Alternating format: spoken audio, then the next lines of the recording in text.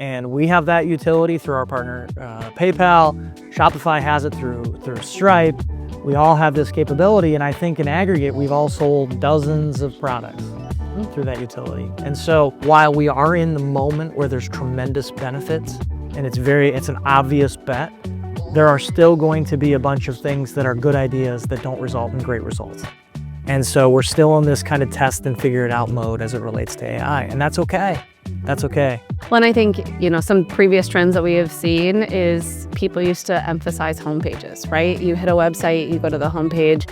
What's the journey from the homepage into cart? And really, I think AI gave a similar play where people might not be hitting a lot of those pages. They come right in with the actual intent to the product, and that product, they're not searching catalogs. So I think even as we think about what do websites look like in 3 years, that has already changed from today. It is not a traditional flow from home to category to product to cart. Yep. So whether it's the product cards in AI or whether it's that they're entering at a different spot, I think that will continue to change.